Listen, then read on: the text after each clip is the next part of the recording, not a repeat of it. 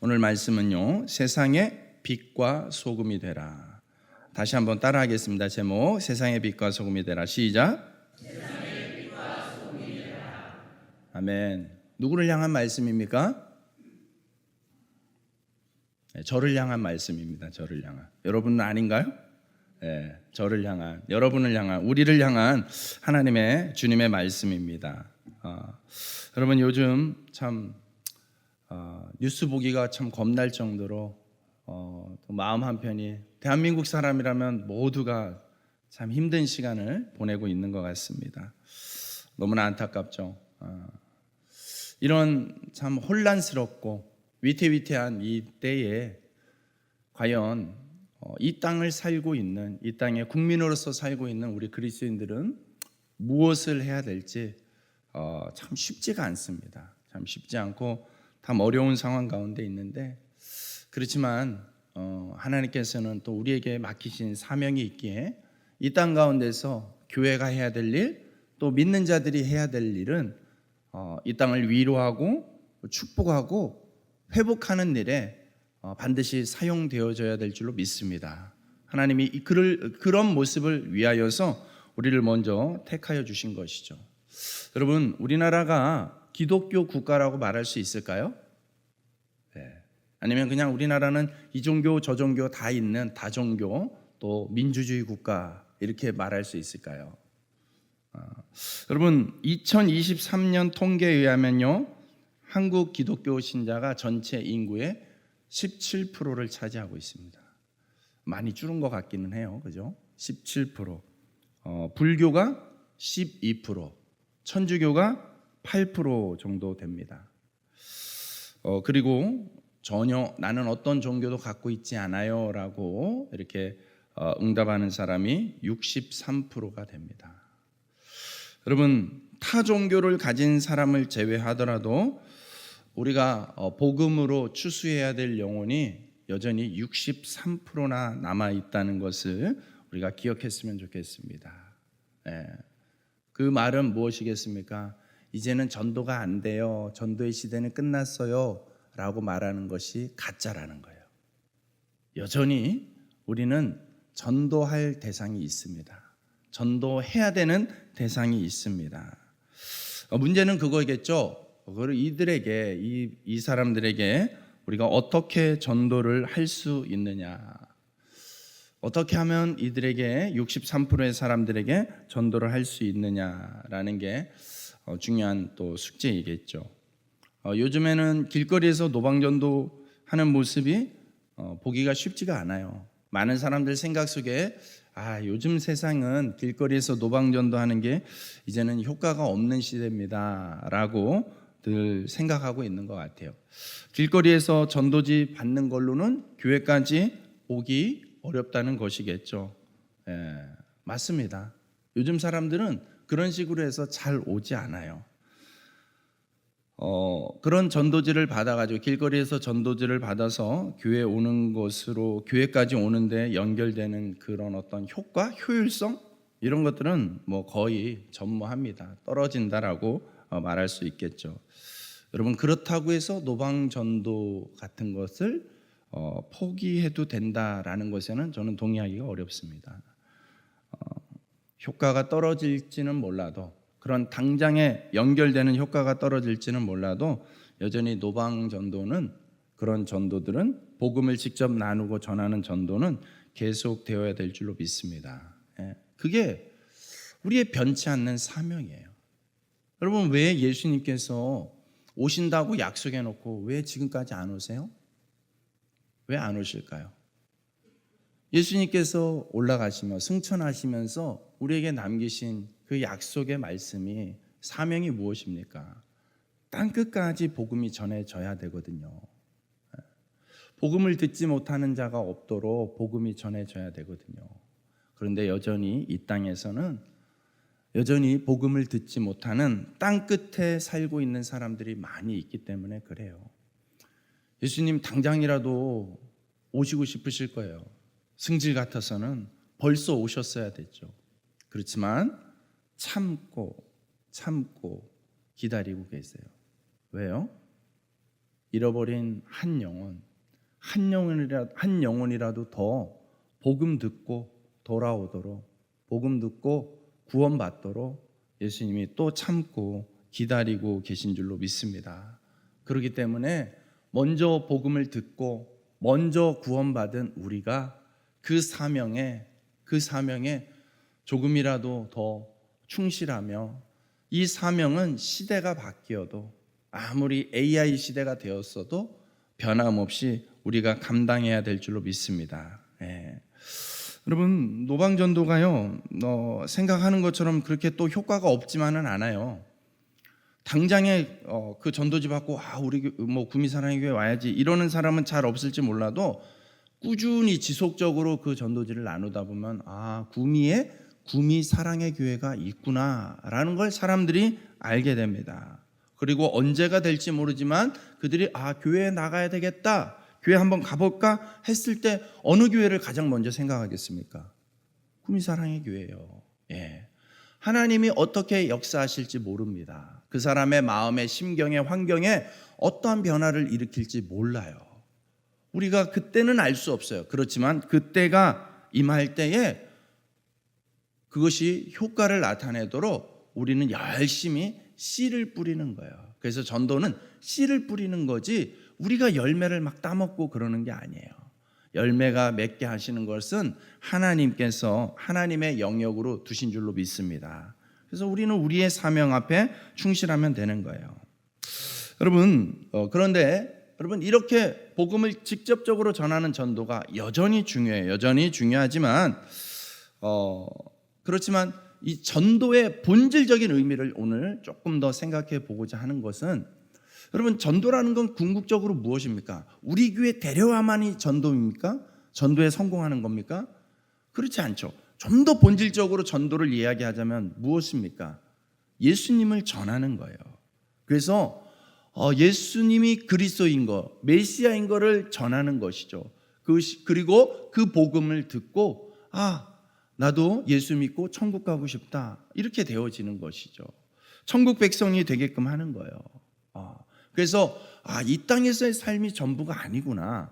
이 땅에는 분명히 내 눈에 보이는 거, 내 손에 잡히는 것이 전부가 아니라 분명히 하늘나라가 천국이 있구나. 그래서 그 천국의 원리에 대해서 관심을 갖게끔 하고 그렇게 바라보면서 살아가게끔 하는 것이, 그것이 전도의 좀 더 본질적인 내용이라고 말할 수 있습니다. 그래서 여러분, 우리는 말로써도 예수 믿으세요 이렇게 전할 수 있지만, 여러분, 우리 자체가 전도지가 되는 것이죠. 할렐루야. 우리의 삶, 우리의 모습 그 자체가 이미 이 복음을 전하고 나누고 있는 전도지가 되는 거예요. 그래서 세상 사람들은 하나님을 볼 수가 없어요. 그러면 여러분은 하나님을 봤나요? 여러분도 못 봤나요? 믿지도 않고 믿나요? 보지도 않고 믿나요? 여러분, 우리의 육신의 눈으로는 보지 못하지만 어떻습니까?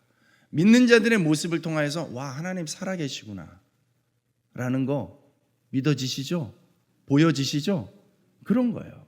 세상 사람들도요, 하나님 백날 얘기해도 모르죠. 보이지 않죠.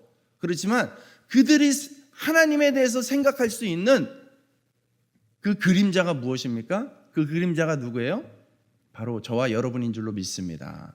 이 땅에서 하나님을 믿는 자들의 그 모습을 보면서 하나님 살아계시구나, 하나님이라는 분이 계신가 봐, 천국이 있나 봐, 이게 동의가 되어지는 거거든요. 그러므로 우리 자체가 이미 하나의 좋은 전도지가 되어지는 줄로 믿습니다. 여러분, 예수 믿는 사람들이 말씀 그대로, 이 땅에서 말씀 그대로 살아내므로 이웃과 지역사회에서 인정받고 선한 영향력을 전하는 것, 그것이 바로 전도의 가장 본질적인 모습이라고 생각을 합니다. 어떤 분들은요, 교회에서의 신앙 모습 따로, 가정과 학교, 직장에서의 신앙 모습 따로인 경우가 있더라고요. 교회 안에서는 참 믿음이 좋은 것 같은데 실제 삶에서는 이웃이나 불신자들에게 어떤 선한 영향력도 미치지 못하는 그런 모습들이 있을 때가 있습니다. 여러분, 몇 가지 이유가 있겠지만 세상에서 요구되어지는 실력도 갖추지 못했는데 성실함도 없어요. 그리고 외적인 어떤 종교 활동, 종교 행사에만 열심히 하는 모습이 간혹가다 그런 모습으로 살아가는 교인들이 있을 때가 있습니다. 그런 모습은요, 전혀 세상으로부터 인정받거나 존중받지 못하죠. 오히려 기독교인들에 대한 신뢰를 까먹는 결과를 가져오기도 합니다. 그러니 여러분, 우리는 기억해야 됩니다. 우리의 믿음은, 우리의 신앙은 교회에서뿐만 아니라 세상에서도 인정받는 신앙인이 되어야 될 줄로 믿습니다. 여러분, 바닷물이 짜죠. 바닷물 먹어보니까 짜죠. 바닷물이 짠 이유는 무엇 때문입니까? 소금 때문이죠. 소금 때문입니다. 여러분, 바닷물에 소금이 염도가 몇 프로나 있을까요? 많이 들어봤죠. 정확하게는 한 3.5%, 평균 3.5%예요. 어떤 바다는 좀 더 짜고 어떤 바다는 좀 더 덜 짜기도 해요. 그렇지만 평균을 내보면 3.5%의 염도가 바닷물 전체를, 이 어마어마한 바닷물 전체에 짠맛을 내고 있다는 것이죠. 여러분, 이 거대한 바다가 딱 3%만으로도 짠맛을 내고 있다는 것입니다. 여러분, 우리나라의 그리스도인이 얼마나 된다고 했죠? 2023년 통계에 의하면 17%. 여러분, 17%나 됩니다. 그렇기 때문에 여러분, 17%면 어마어마한 비율이에요. 그렇기 때문에 제가 아까 질문한 것처럼 우리나라는 어떤 면에서 기독교 국가야 라고 말할 정도로, 말해도 될 정도의 그런 기독교적인 모습이 사회 전반에, 국가 전반에 곳곳에서 나타나는 것이 당연하지 않을까라는 생각을 해봐야 된다는 것이죠. 여러분, 우리나라에 이미 100년이 넘었죠. 100년 전에 복음이 들어왔습니다. 그 당시 모습, 우리나라의 모습은 어땠을까 한번 좀 소개를 해보려고 하는데요. 황현이라는 사람이요 쓴 매천야록이라는 책이 있었는데, 이 책에 기독교가 처음 들어왔을 당시 조선시대 말기죠. 조선시대 말기의 상황이 기록되어 있어요. 그 당시 사회는요, 굉장히 부패한 사회였어요. 그렇죠. 조선이라는 나라가 망해가고 있는 시점이니까 얼마나 모든 것이 엉망진창이겠습니까? 부패한 모습이 곳곳에, 사회 전반 곳곳에 나타나고 있었어요. 매관매직이 성행하고 있었습니다. 매관매직이 뭐예요? 어떤 직분을 돈 주고 사는 거예요. 능력이나 이런 거와 상관없이, 절차나 이런 거와 상관없이 그냥 돈 주고 그냥 사버리는 것이죠. 그래서 이 매천야록의 기록에 의하면 관찰사직 하나에 20만 양, 고을 군숙 자리에 5만 양, 이렇게 값을 내면 얼마든지 누가 됐든 간에 그 돈만 내면 그 자리에 앉을 수가 있었다고 합니다. 그래서 당시 독립신문이 있었는데, 독립신문의 사설에서 그 당시의 부패상을 이런 식으로 기록을 합니다. 수령과 방백들이 낮에 생각하고 밤에 헤아리는 것이 돈 먹을 생각뿐이었다. 낮이고 밤이고 어떻게 하면 저 돈을 먹을까? 어떻게 하면 저 돈이 내 돈이 될까? 이 생각만 오로지 했다는 거예요. 사회 전반적으로 깔려 있었던 모습이 그랬다는 거예요. 여러분, 이런 세상에서 기독교인들은 어떻게 살았을까? 1899년 3월 1일자에 대한그리스도인 회보에 이런 글이 실렸습니다. 이번에 새로 난 평안북도 군수 중에 어떤 유력한 양반 한 분이 말하되, 야소교, 예수교를 얘기하는 거예요. 당신은 야소라고 했어요.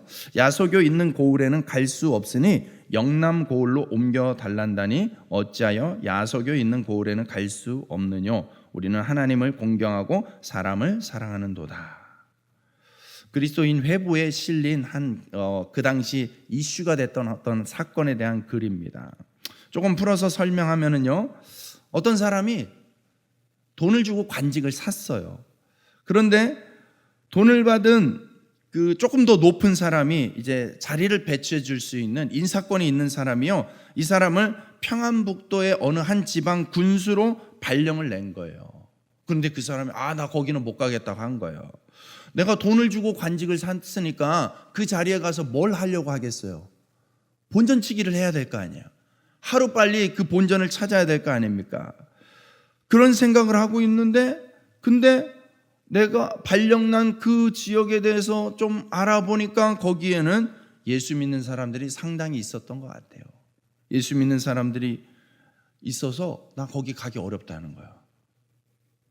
나는 뇌물을 주고 이 자리를 샀기 때문에 그만큼의 돈을 사람들로부터 또 뺐거나 해가지고 뇌물을 받거나 해서 걷어야 되는데, 당시 그리스도인들은 뇌물과 타협하지 않았다는 거예요. 그걸 알고 있었던 이 사람이라 나는 평안북도에는 가지 못합니다. 영남으로 보내주세요. 영남이 어디예요? 여러분, 오해하지 마세요. 이 글은 1899년자고요.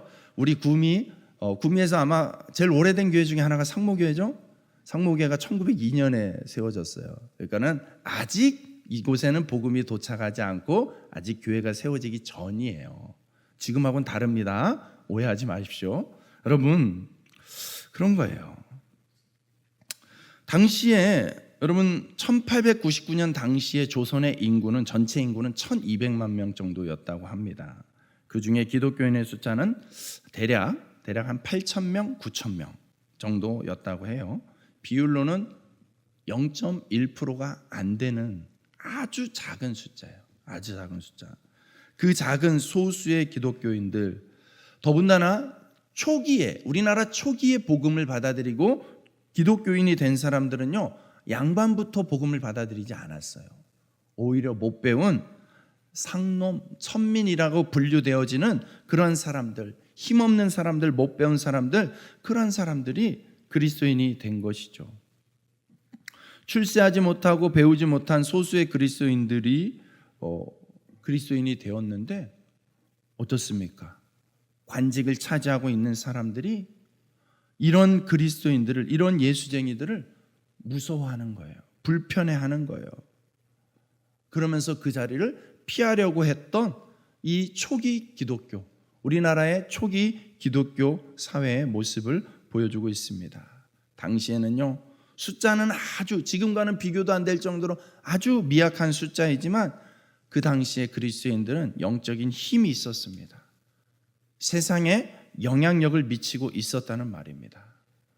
우리도 이런 모습을 다시 회복해야 될 줄로 믿습니다. 여러분, 오늘 우리가 마태복음 5장 말씀을 읽고 있는데 5장 앞부분에 보면은 팔복에 대한 말씀이 있어요. 팔복, 우리 그리스도인들의 어떤 누리게 되는 영적인 축복, 삶의 모습들을 이야기하고 있다면, 그 특징들을 이야기하고 있다면, 오늘 우리가 읽었던 뒤이어서 나오는 소금과 빛에 대한 말씀은요, 그리스도인들이 왜 복 있는 사람들이 되어야만 하는지에 대한 것을 이야기하고 있는 거예요. 세상에서 그리스도인들이 감당해야 될 영향력에 대하여서 말씀을 해주고 있는 것입니다.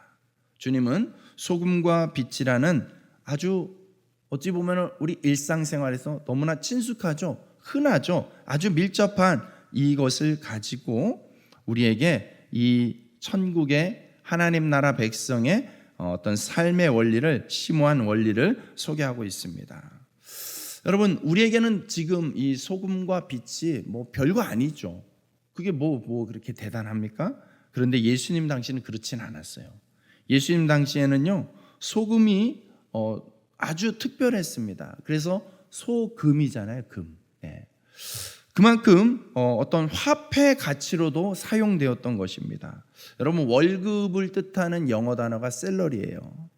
근데 소금 할당이라는 뜻을 가진 라틴어가 셀라리움이라는 단어가 있어요.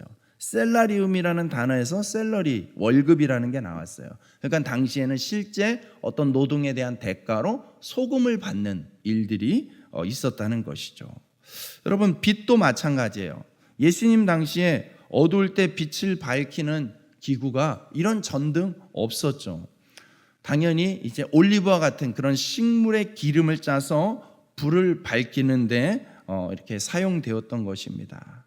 그러니까 이 당시에 소금과 빛은 아주 특별하고 아주 귀한 어떤 물건으로서 그 가치를 가지고 있었던 것이죠. 이 소금과 빛을 통해서 그리스도인들이 세상에서 감당해야 될 역할이 무엇인지에 대한 것을 설명하고 있다는 것이죠. 우리가 오늘 이 말씀을 통해서 가장 먼저 기억해야 될 사실이 있습니다. 주님이 우리를 그런 교회 안의 소금, 교회 안의 빛이라고 말하지 않았다는 거예요.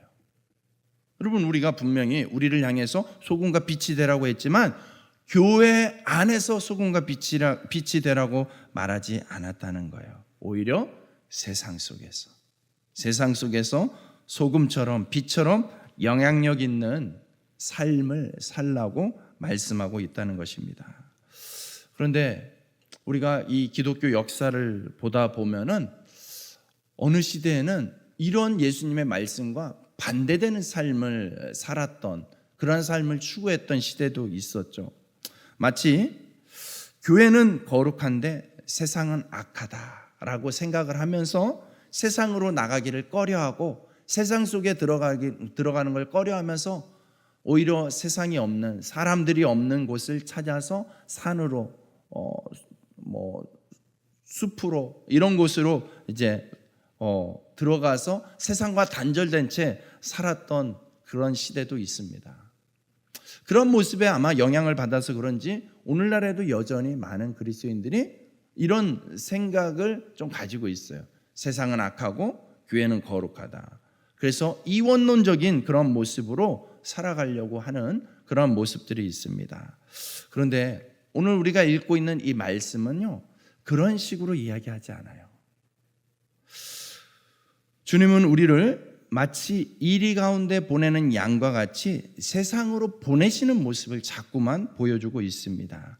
이리가 바글대는 세상은 양들에게 가장 위험한 곳이지만 그런 곳으로 주님은 우리를 보내시면서 너희는 세상의 소금이요 세상의 빛이 되라고 말씀하고 있습니다. 이 말은 무슨 뜻이겠습니까? 세상을 피해서 우리끼리 모여가지고 우리끼리만 신앙생활을 하는 것이 바람직하지 않다라는 것을 얘기해요. 우리가 오히려 신앙이 있다면, 오히려 믿음이 있다면 그 믿음을 가지고 세상 속으로 나아가라는 것이죠.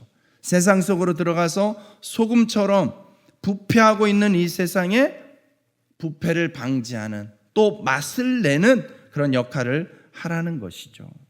또 깜깜한 어둠이 가득해 보이는 이 암흑천지의 세상에 빛을 비추라는 거예요. 생명의 빛을, 복음의 빛을 비춤으로 인하여서 올바른 길로 인도하는 그 역할을 감당하라는 것입니다. 교회에 모여서 예배하고 말씀으로 은혜 받고 훈련받는 거 중요합니다. 우리가 반드시 해야 되는 거예요. 그렇지만 여러분, 그거 자체가 목적의 전부가 되어서는 안 된다는 거예요.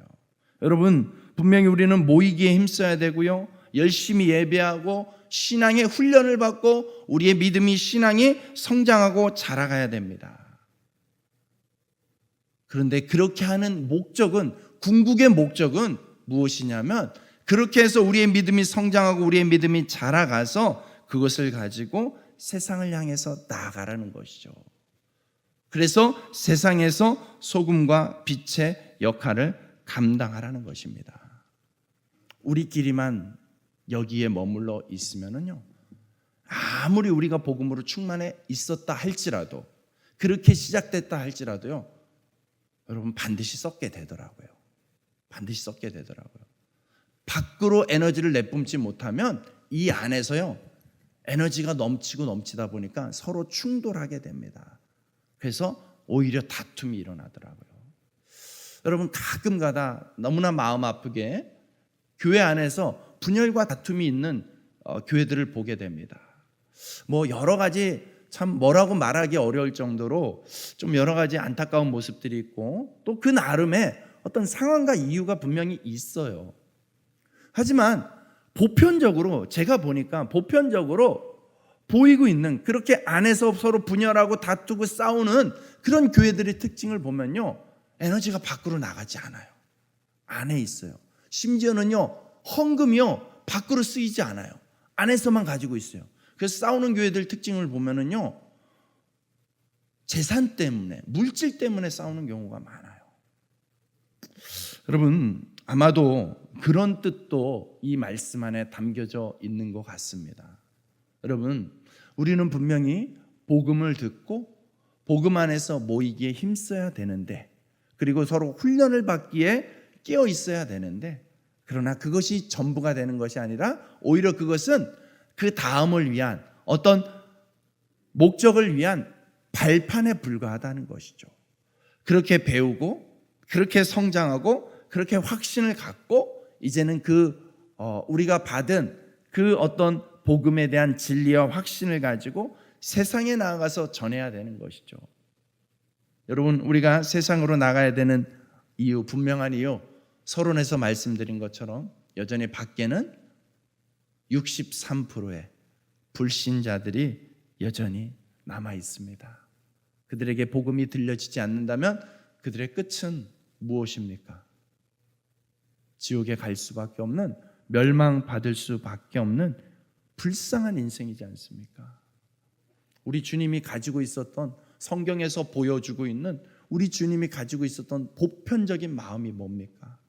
우리를 바라볼 때 어떤 식으로 바라보셨어요? 사람들을 바라볼 때 어떤 식으로 바라보셨어요? 불쌍히 여기셔요. 긍휼히 여기셔요. 우리 주님이 매몰차게 대하는 거 봤습니까? 우리 주님이 나몰라라 하는 거 봤습니까? 우리 주님은요, 병든 자든 연약한 자든 그들을 바라볼 때에 참 안타깝게 여기시고 긍휼히 여기시잖아요. 여러분, 그런 주님을 우리가 만났다면, 그런 주님이 우리 안에 주인으로 계시다면, 우리 또한 이 세상을 바라볼 때에, 세상에 주님을 알지 못한 채 살아가고 있는 그 인생들을 바라볼 때에, 멸망을 향해서 가고 있는 그 인생들을 바라볼 때에 어떤 마음으로 바라봐야 될지는 너무나 당연한 거 아니겠습니까? 여러분, 주님의 마음으로 이 땅을 바라보고 사람들을 바라볼 수 있는 저와 여러분 되시길 주님의 이름으로 축복합니다. 그래서 여러분, 우리는 열심히 부지런히 교회에 모여서 예배하고 훈련하고 이제는 세상에 나아가서 소금과 빛으로서의 역할들을 잘 감당해 나가는 하나님 나라의 백성 되어지기를 주님의 이름으로 축복합니다. 오늘 그 말씀의 의미를 조금만 더 생각해 보았으면 좋겠는데요, 소금에 대해서 한번 생각해 볼 때에 소금이 맛을 잃고 제 기능을 못하면 어떻게 되는지 우리 주님이요, 부드럽게 말씀하시지만 굉장히 무거운 말씀을 하고 계셔요. 13절 말씀 한 번 더 읽어보겠습니다. 시작.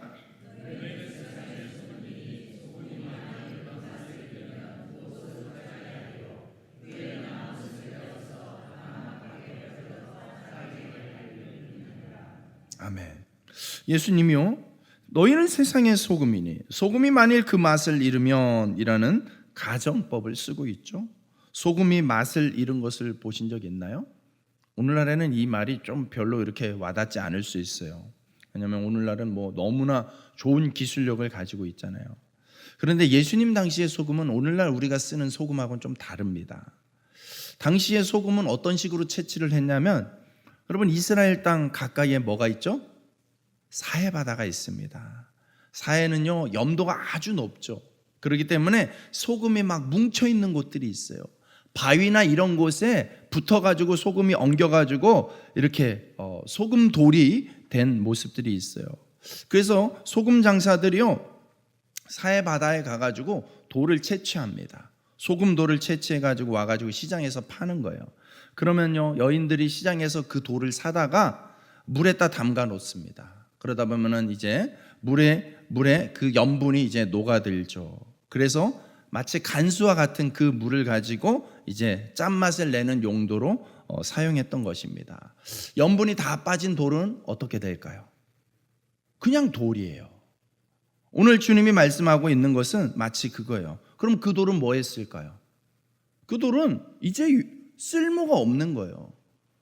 더 이상 짠맛을 내는데 쓰일 이유가 없는 것이죠. 그런 돌은 그냥 밖에 버려지는 거예요. 밖에 버려진 돌은, 길가에 있는 돌은 어떻게 됩니까? 사람들이 오매가매 차고 밟히고 하는 거예요. 그냥 버려진 그런 돌이 되는 것이죠. 여러분, 예수 믿는 사람도 마찬가지예요. 그리스도인으로 세상의 소금과 같은 선한 영향력을 끼치도록 우리가 부름받았는데, 그렇지 못할 때에, 우리가 그 역할을 제대로 하지 못할 때에 세상 사람들의 발에 밟히는 참 비참한 모습이 될 수 있다는 것입니다. 그리스도인들이 믿음을 잃어버리고 세상 사람들과 똑같은 인생을 살아가는 순간 세상에 아무런 영향력을 주지 못할 뿐만 아니라 사람들 사이에 골칫덩어리가 되는 거예요. 한간에 오늘날 사회로부터 지탄받는 그리스도인들의 교회의 모습을 보면 너무나 우리가 마음이 아프죠. 너무나 속상하고, 한편으로는 세상이 너무 강팍해졌어, 이렇게 세상을 향해서 우리가 또 비난할 때도 있지만, 분명히 그런 면도 있지만은 우리는 다시 한번 이 말씀에 비추어서 생각해 봐야 돼요. 혹시 오늘날의 수많은 세워진 이 교회들이 벌써 소금으로서의 기능을, 그 맛을 잃어버린 것은 아닌지. 그래서 오늘 주님이 말씀하셨던 것처럼 그렇게 세상 사람들에게 무시당하고 밟히고 있는 그런 비참한 결과에 이르지는 않았는지 우리는 두렵고 떨리는 마음으로 바라봐야 되는 것이죠. 바라보고, 그리고 우리는 다시 회복해야 될 줄로 믿습니다. 우리에게 주어진 일은, 우리에게 주어진 사명은 소금이에요. 짠맛을 내야 됩니다. 세상에서 짠맛을 내서 부패하고 썩어가는 것들을 멈추게 하는 브레이크의 역할을 우리가 감당해야 될 줄로 믿습니다. 여기 구미 상모 사곡동에 사랑의 교회가 있어서 여기는 어떤 불법도 용납이 되지 않는구나, 이러한 세상 사람들의 고백이 나오는 그날이 임하기를 주님의 이름으로 축복합니다. 여러분, 빛은 어떻습니까? 14절에서 16절 말씀 한 번 더 같이 읽겠습니다. 시작.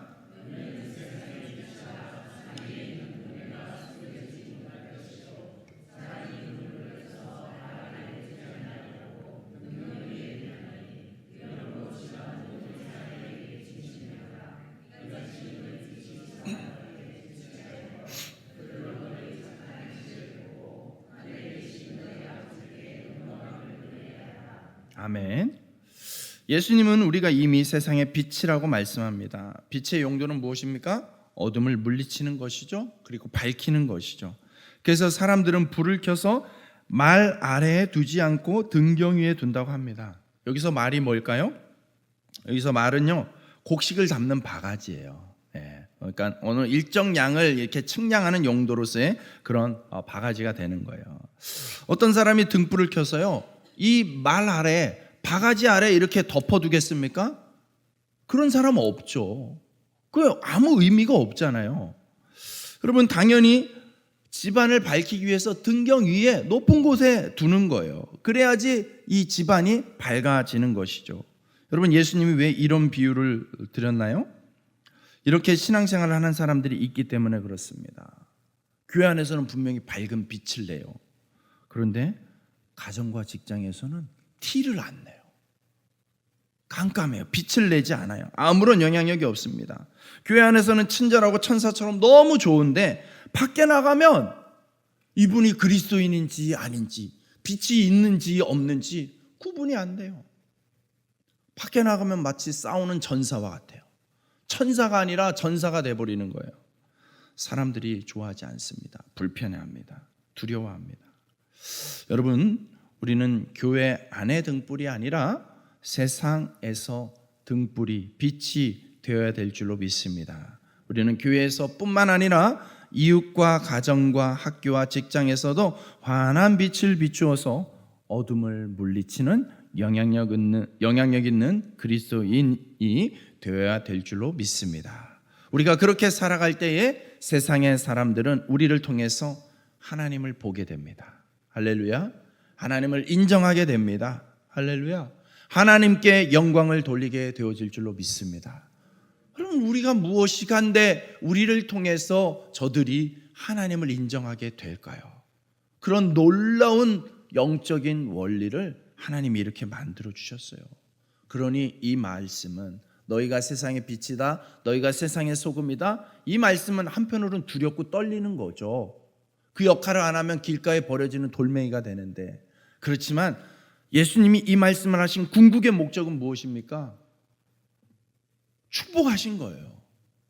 우리 같은 인생이 그렇게 세상에서 소금도 될 수 있구나, 세상에서 빛과 같은 역할을 할 수도 있구나, 축복해 주시는 말씀이죠. 우리에게 이런 놀라운 영적인 권세와 축복이 우리에게 주어진 줄로 믿습니다. 오늘 그 말씀을 깨닫고 여러분 그 말씀이 우리 삶의 실제가 되어질 수 있도록 그렇게 살아내는 저와 여러분 되시길 주님의 이름으로 축복합니다. 여기 말씀을 잘 보면 비추어가 아니에요. 비치게 하여라고 되어 있습니다. 수동태로 되어 있다는 거예요. 내가 그렇게 빛을 내야지 막 이렇게 용을 쓰면은요, 용밖에 안 남습니다. 그런데 여러분, 자연스럽게 그 빛이 뿜어져 나오는 것을 의미하는 거예요. 그 비결이 무엇입니까? 오늘 우리 아까 너무나 귀한 찬양을 했어요. 여러분, 우리 안에서 빛이 비치어지게 하는 거, 뿜어져 나오는 거, 자연스럽게 나올 수 있게 하는 것은요, 그 비결은요, 바로 성령 충만인 줄로 믿습니다. 성령님께서 우리를 그렇게 사용하시고 일하시는 거예요. 내 삶을 내가 주장하고 움직이면 내가 용 쓰는 것밖에 되지 않지만, 내 안에 성령님이 계시고 그 성령님을 인정하고 그 성령님을 의지하고 성령님께서 나를 다스리시고 움직여 가실 때에 은혜가 충만한, 성령이 충만한 우리 내면의 기쁨과 감사와 그 행복이 삶에서 자연스럽게 흘러나오는 거예요. 그래서 여러분, 그런 모습을 꿈꾸셔야 돼요. 내 안에서, 내 안에 계신 성령님으로 인해서 내 영이 기뻐하고, 그 기뻐하고 감사하는 그 모습이 내 안에서 차고 차서 넘쳐서 흘러내리는 거, 흘러나오는 거예요. 여러분, 우리가 그런 세상에서 축복의 통로가 되어질 수 있다라는 거, 그 소망, 그 기대를 여러분 가슴속에 분명하게 새기고 품을 수 있기를 주님의 이름으로 축복합니다. 우리는 세상의 소금, 세상의 빛입니다. 하나님은 우리가 세상 가운데서 하나님의 은혜를 우리의 삶을 통하여서 나타내므로 사회를 악으로부터 보존하고 하나님의 공의가 실현되도록, 그래서 하나님의 축복이 세상 가운데서 흘러 넘치도록 하나님께서 설계하셨고 그렇게 일하여 주실 줄로 믿습니다.